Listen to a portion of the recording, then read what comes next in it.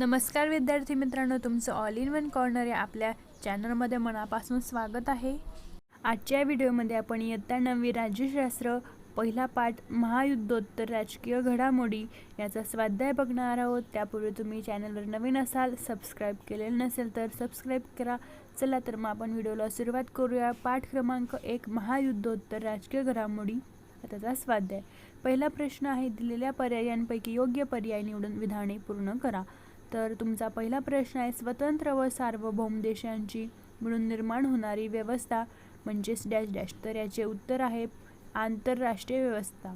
तर स्वतंत्र व सार्वभौम देशाची मिळून निर्माण होणारी व्यवस्था म्हणजेच आंतरराष्ट्रीय व्यवस्था होय।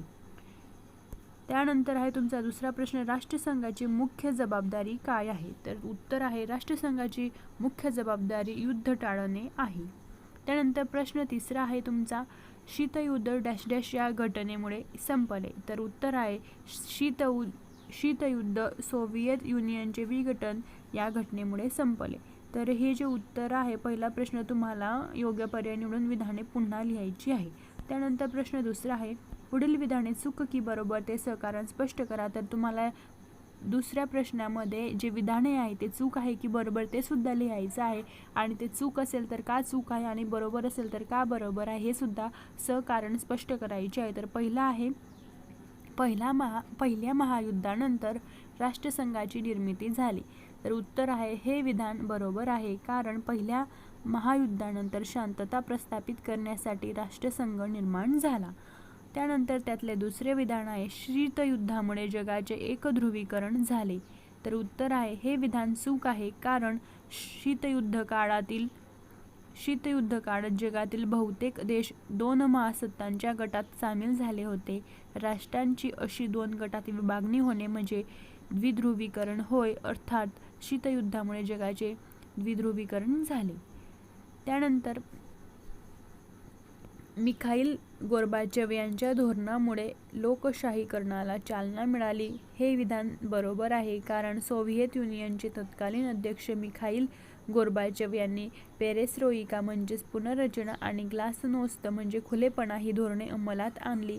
पॉईंट 2, या धोरणांमुळे मध्यमांवरील नियंत्रण कमी झाले, राजकीय व आर्थिक क्षेत्रात महत्त्वपूर्ण बदल झाले, म्हणजेच या क्षेत्रात पुनर्रचना करण्यात आली। म्हणून मिखाईल गोर्बाचेव यांच्या धोरणामुळे लोकशाहीकरणाला चालना मिळाली। तर हा झाला तुमचा प्रश्न क्रमांक 2, जे तुम्हाला विधाने होते ते चूक की बरोबर आहे की नाही ते सहकारण स्पष्ट करायचे होते। त्यानंतर प्रश्न तिसरा आहे, पुढील संकल्पना स्पष्ट करा। पहिली संकल्पना आहे शीतयुद्ध।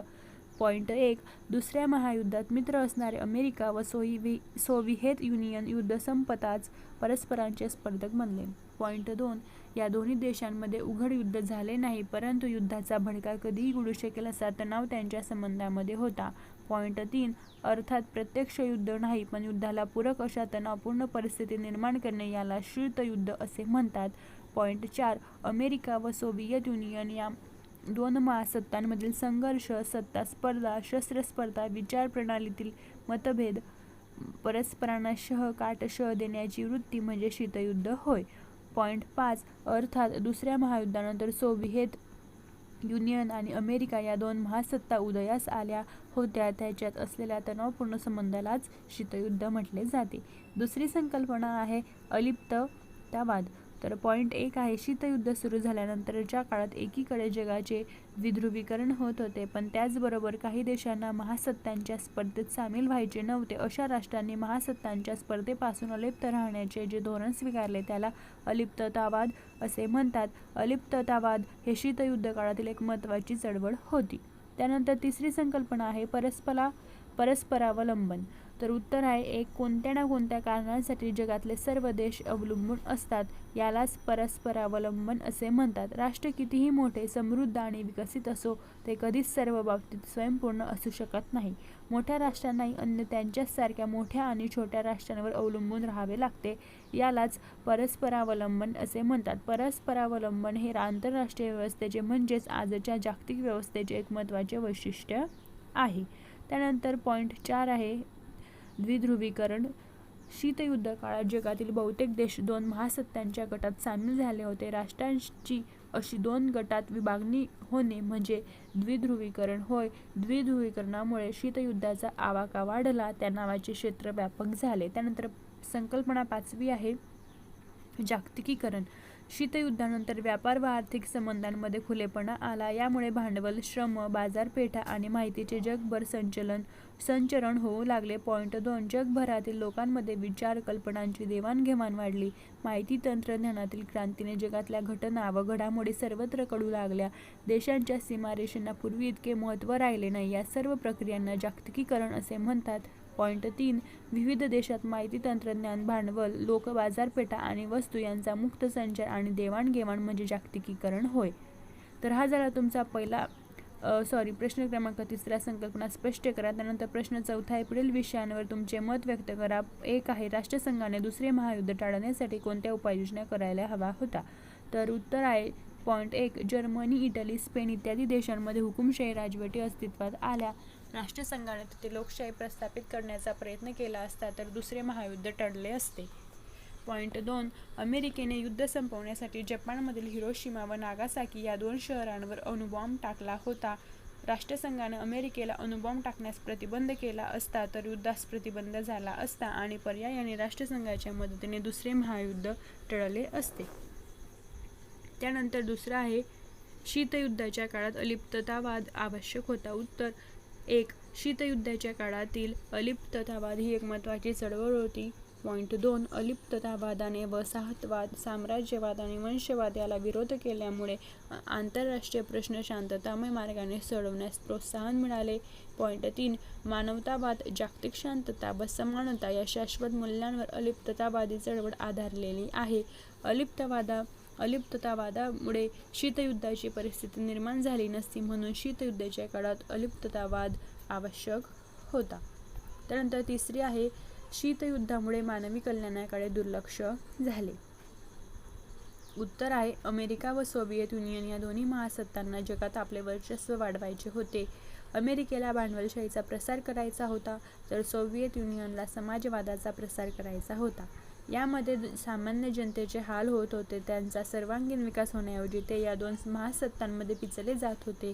पॉइंट 2 या 2 महासत्तांमुळे तणावाचे क्षेत्र व्यापक झाले होते. त्यामुळे तेथील लोक मूलभूत हक्कांपासून वंचित राहिले. त्यानंतर 4 आहे आजच्या काळात अमेरिकेला प्रतिस्पर्धी म्हणून कोणत्या देशांचा महासत्ता म्हणून उदय होऊ शकतो. तर उत्तर आहे आजच्या काळात अमेरिकेला प्रतिस्पर्धी म्हणून साऊथ अरेबिया, चीन, France, Japan, Russia, United kingdom, Germany, Bharat या देशांचा महासत्ता म्हणून उदय होऊ शकतो. प्रश्न 5 आहे पुढील प्रश्नांची थोडक्यात उत्तरे लिहा. 1 पहिले महायुद्ध व दुसरे महायुद्ध यांच्यात पुढील मुद्द्यांच्या आधारे तुलना करा. तर बघा इथे तुम्हाला मुद्दे दिलेले आहेत आणि तुम्हाला तुलना करायची. पहिले महायुद्ध, दुसरे महायुद्ध. तर कालखंड आहे पहिला 1914 ते 1918, दुसऱ्या महायुद्धाचा 1939 ते 1945.